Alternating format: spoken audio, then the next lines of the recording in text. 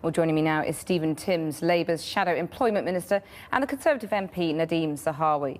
Stephen Timms first. This benefits cap is really pretty meaningless, isn't it? Because it only applies to structural benefits, so i.e. those not affected by the economic cycle. So if the economy deteriorates, the welfare bill would still go up, wouldn't it? No, it's an important tool for managing the cost of social security, and we recognise we're going to need to do that very effectively with a laser focus, as Ed Miliband said today. Would the welfare bill go up, though, if the economy deteriorated? Well, that depends. I mean, what Ed has said today, we're going to tackle worklessness so that people have the opportunity to get into work and are indeed required to get into work once that opportunity is provided. Tackle the problem of low pay so that the state isn't always picking up the tab. Reorganising housing spending so we're investing in building new houses and not simply paying out rent. And together that will enable us to manage the overall level of social security spending. But if it only applies to structural benefits, then if the economy deteriorated, the welfare bill would go up.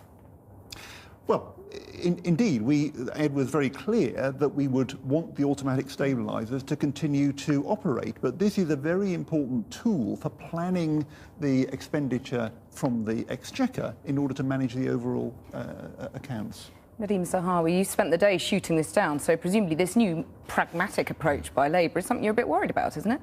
Well, it's pie-in-the-sky economics. You've quite rightly pointed out about the structural element of benefits. Labour have voted against £83 billion in the last 3 years of welfare reforms. We've tried to do housing benefit cap, they voted against it.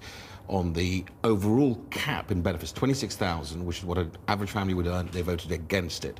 Universal credits, they're against it because the problem they've got is, in reality, if they're going to tell the truth, they're going to have to borrow much more, same old Labour, borrowing more and spending more, if Ed Miliband wants to do what he wants to do. Well, let me put those points direct to Stephen Timms here, because you have to admit that on welfare you got it wrong. This is an admission today that you got it wrong, isn't it? Because in December, Ed Miliband pledged to wage war on George Osborne on benefit cuts.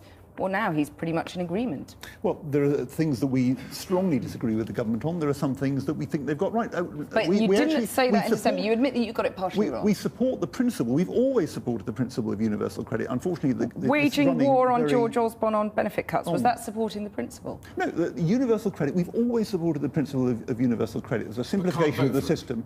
And we backed it.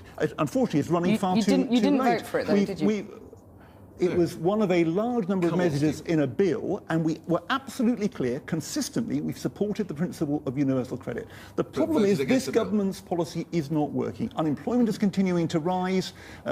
Youth unemployment is still almost 1 million. We've got to tackle that problem if we're going to bring spending on social security down. Well, Stephen Timms has got a point there, because talking about housing, for example, your own budget forecasts show that despite all the changes you've made to housing benefits, that bill is still forecast to rise.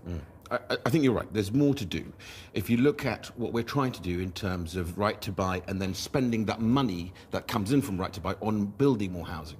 If you look at what we're doing for hold on a second, Stephen. If you look at what we're doing with housing associations, providing billions of pounds to help them build more housing. But the changes to the housing benefits are not working because the bill is still going up.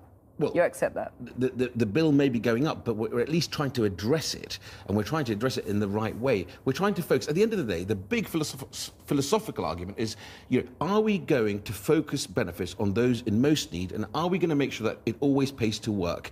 Ian Duncan Smith's reforms mean that if you have a choice, like the young man in your piece, between staying at home or working, then you will choose work because your benefits won't fall off at the edge of a cliff.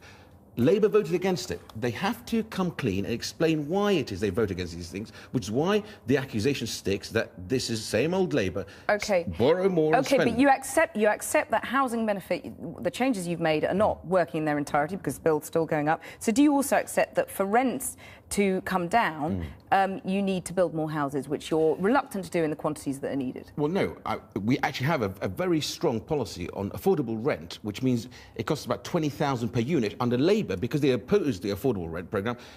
Our calculations today, they have to tell us what they are, it would cost them £60,000 per unit. So there is a huge discrepancy here. Now, either Ed Miliband says, I'm going to borrow more and I'll spend more, or this just won't work. The same applies, by the way, this idea that he can create all these jobs. Workless households doubled under Labour from 1997 to 2010. You don't create Okay. sustainable jobs by government spending on them. You create them by creating the environment for the private sector to create them. Just before we go, a story that we just covered a minute ago.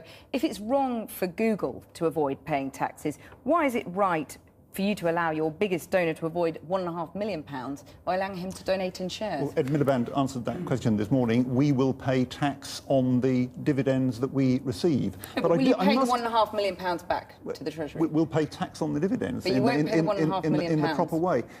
Can I answer the point about house building? House building at the moment is the lowest it's been since the 1920s. The government's approach is failing, clearly failing. Sorry, just on this point on tax, you advised one of your biggest donor, in fact, how to avoid tax. That's deeply hypocritical, isn't it, when you are banging on about Google avoiding tax? No, what I'm saying is the tax will be paid when we receive the annual dividend income stream. That's how the donation has been made. We'll get an income from it, and we'll pay tax on that income. There's absolutely nothing wrong in allowing him to avoid £1.5 million in tax. The tax will be paid when we receive the dividend income. Stephen Timms, Nadeem Zahawi, thank you very much for joining me. Thank you very much. Krish.